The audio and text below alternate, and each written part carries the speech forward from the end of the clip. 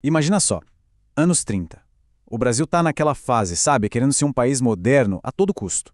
E aí, para construir essa nova identidade nacional, onde você acha que foi a grande batalha? Pois é, foi no corpo dos jovens. E para a gente mergulhar nessa história, a nossa base é um artigo super detalhado da Revista Brasileira de História da Educação. Ele mostra direitinho como a educação física virou, de repente, um projeto de nação. A pergunta que todo mundo se fazia era essa: como é que a gente forja a identidade de uma nação? Bom, lá nos anos 30, a elite do Brasil, principalmente em São Paulo e no Rio de Janeiro, achava que tinha a resposta. Tudo passava pelo corpo da juventude, pela disciplina e pela ciência. Então, vamos entrar de cabeça nesse projeto. O nome era bonito, né? Juventude Saudável. Mas olha, em meio àquele crescimento todo das cidades, a ideia ia muito além da saúde. O negócio era construir o futuro do país. Pois é, a educação física virou política de Estado, coisa séria. E o objetivo era bem claro, viu? Era tipo passar uma borracha nos hábitos populares que eles viam como atrasados para poder moldar um cidadão novinho em folha. Um cidadão assim, racional, controlado, bem alinhado com essa ideia de progresso. Mas e quem é que deu a receita para esse novo cidadão? Basicamente, a comunidade médica e a imprensa da época. Foram eles que começaram a ditar as regras, a promover um discurso bem específico de como o corpo dos jovens deveria se comportar. E olha só essa citação, é de uma clareza que assusta. O Dr. Neves Manta, em 1932, está dizendo com todas as letras que os exercícios físicos eram uma forma de controlar as manifestações eróticas.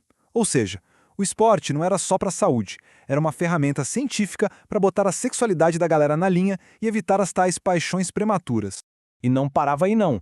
Anos depois, em 37, o Dr. Clóvis Musel Faria foi na mesma linha. Ele falava que o esporte servia para desviar a atenção dos jovens de coisas como a masturbação. A ideia era manter a mente e o corpo ocupados. A palavra de ordem era controle.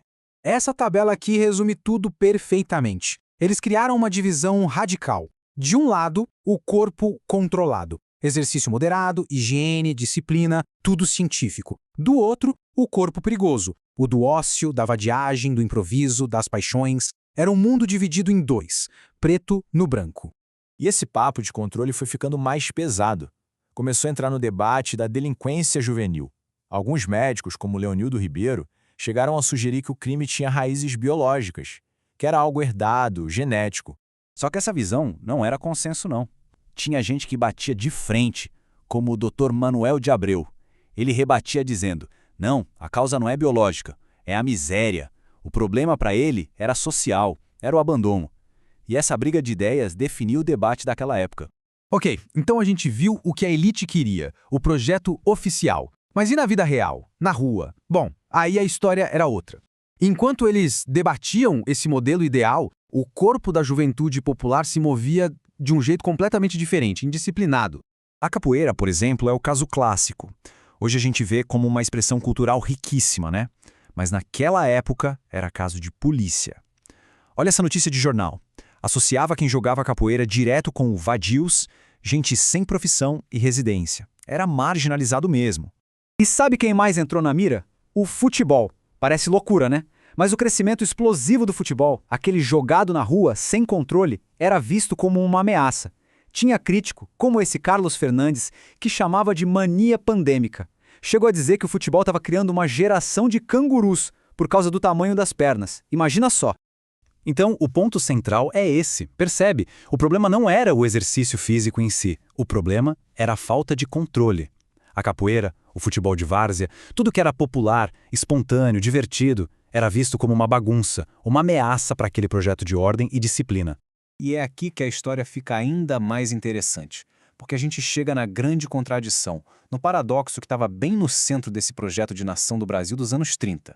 Pensa bem, ao mesmo tempo em que a gente tem toda essa vigilância sobre os corpos, intelectuais como Gilberto Freire estavam lançando a ideia da mestiçagem. A teoria dizia que a nossa força, a essência do Brasil, era justamente a mistura de raças e culturas. E essa tabela aqui deixa a hipocrisia escancarada. De um lado, o discurso: vamos valorizar o Brasil mestiço. Do outro, a prática: vamos criticar e até proibir as práticas que vêm dessa mistura, como a capoeira. Era um Brasil que se dizia uma coisa, mas fazia outra completamente diferente. E essa briga toda sobre o corpo, a cultura, a identidade, ela não acabou nos anos 30, não. Na verdade, ela deixou marcas profundas, um legado que a gente sente até hoje no jeito como o Brasil se enxerga.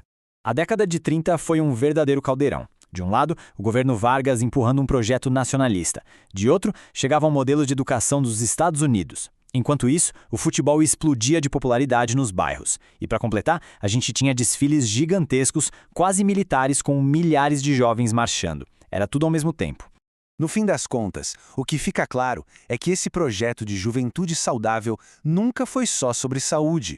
Era, na verdade, um campo de batalha cultural. Uma disputa para decidir qual Brasil ia existir. O Brasil científico, que olhava para a Europa, ou o Brasil popular, o Brasil mestiço, que nascia das ruas. Isso tudo nos leva a uma pergunta final. Hoje, quando a gente discute o que é cultura de verdade, quando a gente vê o funk ou outras práticas populares sendo criticadas, ou quando se fala em controle do espaço público, será que a gente não está ouvindo os ecos daquela mesma disputa dos anos 30?